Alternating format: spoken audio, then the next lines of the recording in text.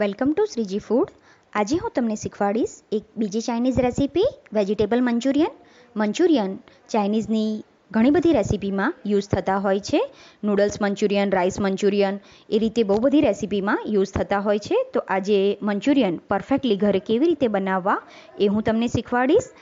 ઘરે Manchurian same બહાર જેવા જ બની શકે છે. એના માટે આપણને જોઈશે ક્રશ કરેલી કેબેજ. એમાં આપણે ક્રશ કરેલું ગાજર એડ કરવાનું છે. મેં આને મિની ચોપરમાં જ ક્રશ કરી લીધું છે. હવે એમાં ઝીણા સમારેલા કેપ્સિકમ એડ કરવાના છે.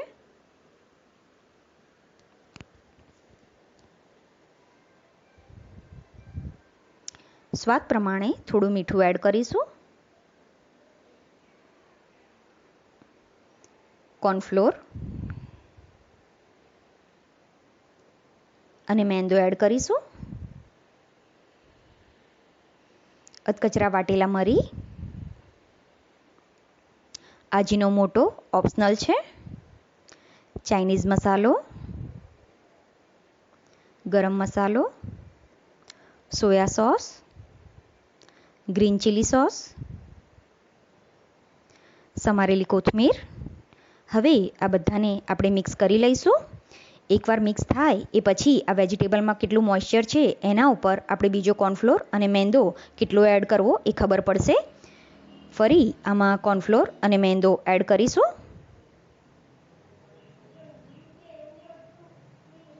હવે આને સરસ રીતે મિક્સ કરી દેવાનું અને 5 મિનિટ રહેવા દઈશું, જેથી બધું સરસ રીતે મિક્સ થઈ જાય. 5 મિનિટ પછી આપણે આમાં બટર એડ કરવાનું છે. 1 ટેબલસ્પૂન જેટલું બટર મેં એડ કર્યું છે. હવે આને સરસ રીતે મિક્સ કરી લઈએ. બટરથી આપણા મંચુરિયનનો ટેસ્ટ પણ ખૂબ જ સરસ આવે છે અને અંદરથી એકદમ સોફ્ટ બને છે. આ રીતનું એનું બાઇન્ડિંગ હોવું જોઈએ. હવે તેલને ઉપર હાથ રાખીને ચેક કરી જુઓ, તમને હીટ જેવું ફીલ થાય એવું ગરમ તેલ જોઈએ. હવે એમાં મંચુરિયન ફ્રાય કરીશું. મને ડાયરેક્ટ જ આ રીતે તળવાની ટેવ છે તો હું ડાયરેક્ટ જ બનાવું છું, પણ જો તમને આ રીતે ના ફાવે તો તમે પહેલાં પ્લેટમાં બનાવી અને પછી પણ ફ્રાય કરી શકો છો. મંચુરિયન એડ કરો ત્યારે ગેસની ફ્લેમ સ્લો રાખવાની. બધા મંચુરિયન મુકાઈ જાય એ પછી આને મીડિયમ ગેસ ઉપર ફ્રાય કરવાના છે, કેમ કે આપણે કાચા વેજીટેબલ લીધા હોય છે અને એનું ઉપરનું લેયર લાગે કે તમને થોડું તળાયું છે એ પછી જ એને હલાવવાના, નહીં તો એ તૂટી જશે. ક્યારેય પણ મંચુરિયનને સ્લો ગેસ ઉપર નહીં તળવાના, નહીં તો એમાં તેલ ભરાઈ જશે.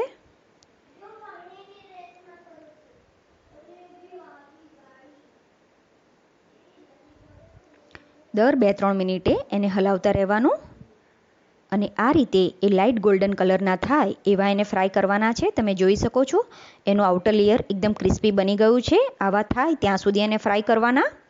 તો હું બધા તળી લઉં છું. હવે આપણા બધા વેજીટેબલ મંચુરિયન તળાઈને રેડી છે. આ રીતે પણ બાળકોને ખૂબ જ ભાવતા હોય છે. અત્યારે આપણે એને ગ્રેવી બનાવીએ.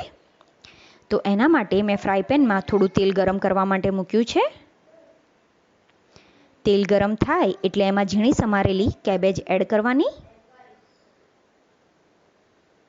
ઝીણું સમારેલું કેપ્સિકમ, વાટેલા લીલા મરચાં. મિક્સ કરી લઈએ ને ગેસની ફ્લેમ હાઈ કરી દઈએ. તમે જો ડુંગળી ખાતા હો તો ડુંગળી અને લસણ પણ આ ટાઈમે આમાં એડ કરી શકો છો. થોડો આજીનોમોટો ચપટી,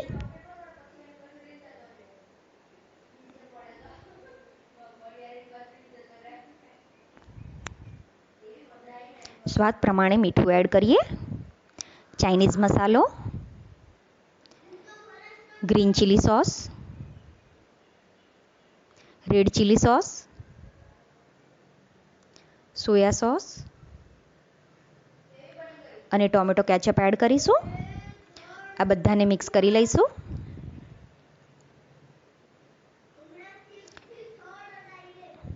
એક મિનિટ એને કૂક થવા દઈશું.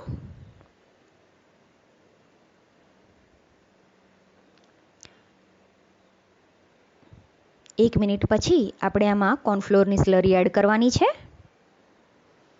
એને હલાવતા રહેવું જેથી લમ્સ ના થઈ જાય.